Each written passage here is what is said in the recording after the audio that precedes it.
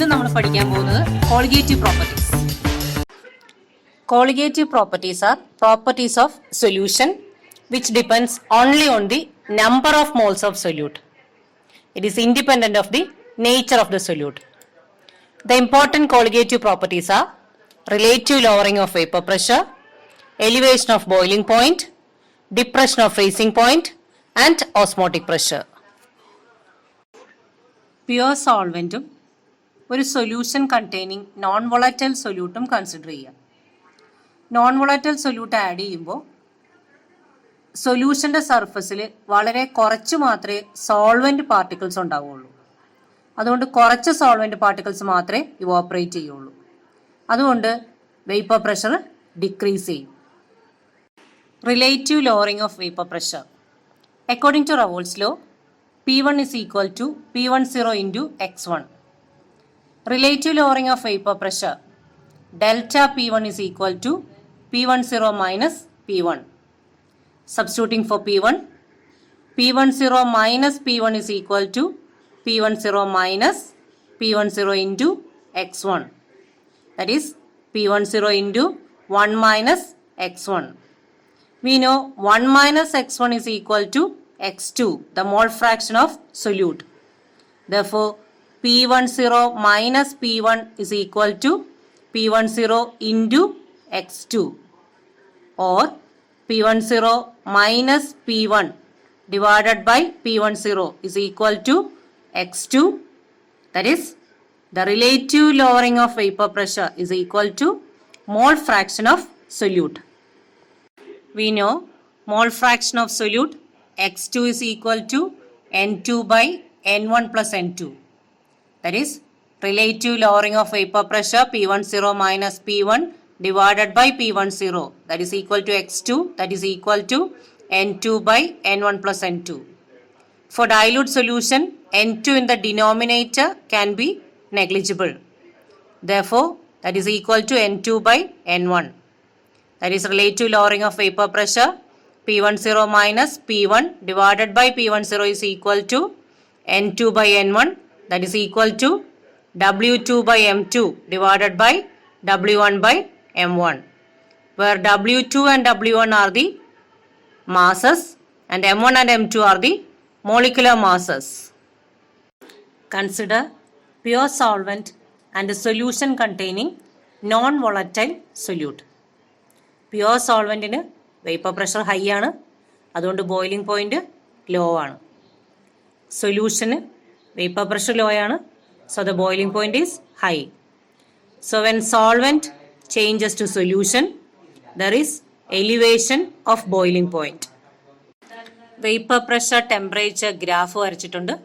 ഈ ഗ്രാഫ് നോക്കിയാൽ നമുക്ക് അറിയാൻ പറ്റും solution is always having lower vapour pressure than pure solvent, and the solution is having higher boiling point than pure solvent.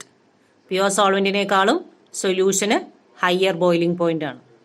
Vapour pressure സൊല്യൂഷന് pure സോൾവെന്റിനേക്കാളും കുറവാണ്. Elevation of boiling point delta T B. Delta T B is equal to TB minus TB0, where TB is the boiling point of solution and TB0 is the boiling point of pure solvent. Delta TB is directly proportional to M, the molality. Delta TB is equal to KB into M, where KB is the molal elevation constant or boiling point elevation constant or ebullioscopic constant. Molality is the number of moles of the solute in 1 kilogram of the solvent. Molality M is equal to W2 by M2 divided by W1 by 1000.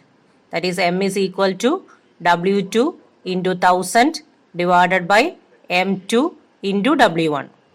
We know delta TB is equal to KB into M. Substituting, we get delta TB is equal to KB into W2 into 1000 divided by M2 into W1, or molecular mass of solute M2 is equal to Kb into W2 into 1000 divided by delta Tb into W1. Depression of freezing point. Freezing point of a solution is always lower than that of a pure solvent. Consider the graph, vapor pressure plotted against temperature. Solution is having lower freezing point than pure solvent. Depression of freezing point, delta Tf. Delta Tf is equal to Tf0 minus Tf, where Tf0 is the freezing point of pure solvent and Tf is the freezing point of solution. But delta Tf is proportional to m, the molality, or delta Tf is equal to Kf into m, where Kf is the molar depression constant or freezing point depression constant or cryoscopic constant. Molality m is the number of moles of solute present in 1 kilogram of solvent. M is equal to W2 by M2 divided by W1 by 1000. That is, M is equal to W2 into 1000 divided by M2 into W1. We know delta Tf is equal to Kf into m.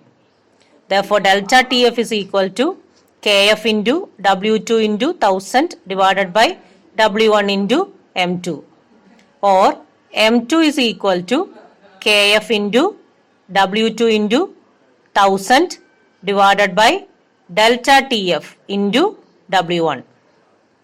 Osmosis is the flow of solvent molecule from pure solvent to solution through a semi-permeable membrane. ഒരു semi permeable മെംബ്രെയിനിലൂടെ solvent molecules pure സോൾവെന്റിൽ നിന്ന് സൊല്യൂഷനിലോട്ട് flow ചെയ്യുന്നതിനെയാണ് osmosis എന്ന് പറയുന്നത്. Osmotic pressure is the pressure applied on the solution side to stop osmosis. Osmosis prevent ചെയ്യാൻ വേണ്ടി സൊല്യൂഷന്റെ സൈഡിൽ നമ്മൾ അപ്ലൈ ചെയ്യേണ്ട എക്സ്ട്രാ പ്രഷറിനെയാണ് ഓസ്മോട്ടിക് പ്രഷർ എന്ന് പറയുന്നത്. ഓസ്മോസിസിന്റെ പിക്ചറാണ് കാണിച്ചിട്ടുള്ളത്. സെമി പെർമിയബിൾ മെംബ്രെയിനിലൂടെ water molecules, that is a solvent molecules, flows into the solution. So the level, the red dye level increases. Osmotic pressure എന്ന് പറയുന്നത് the pressure applied to prevent osmosis.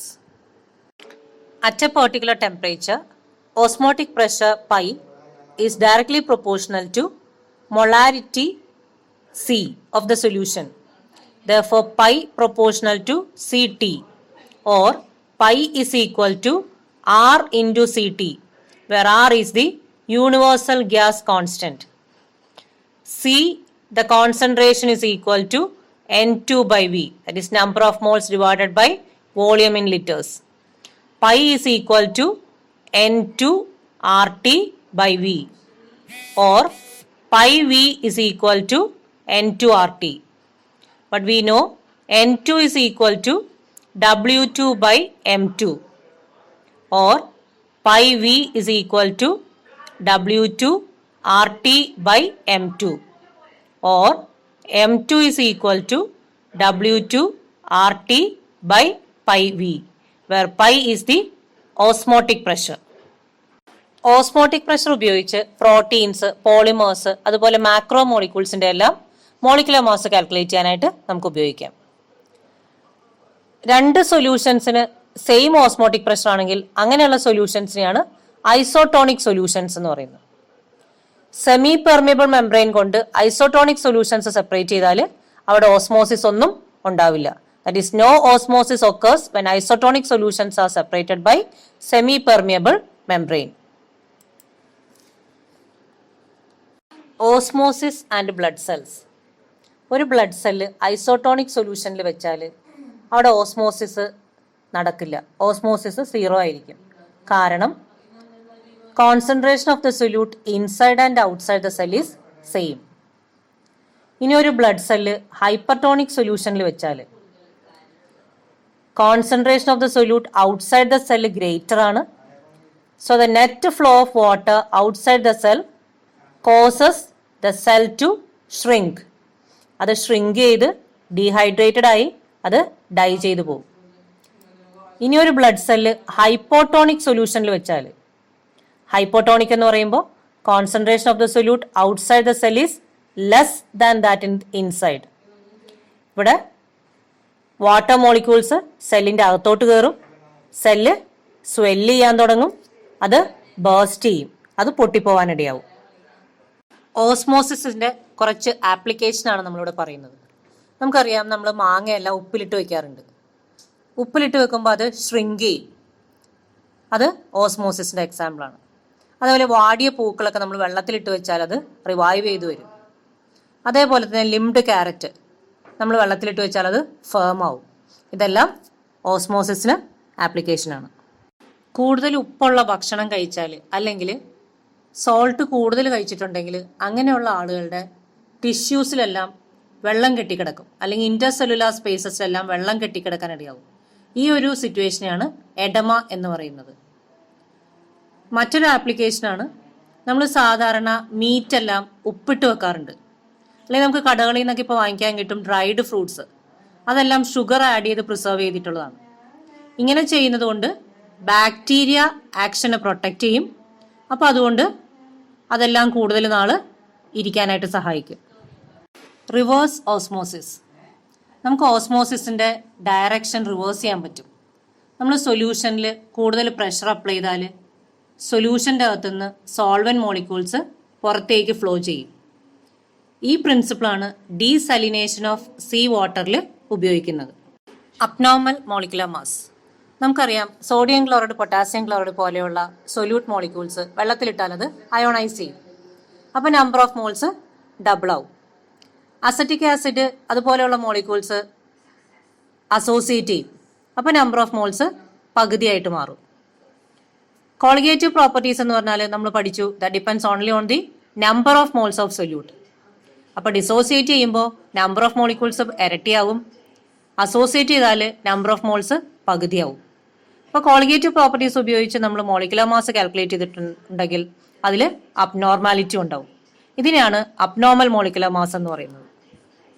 Van Hoff factor apply ചെയ്ത് നമുക്ക് colligative പ്രോപ്പർട്ടീസിനെ rewrite ചെയ്യാം. Relative lowering of vapour pressure P10 minus P1 divided by P10 is equal to I into N2 by N1 plus N2. Elevation of boiling point delta TB is equal to I into KB into M.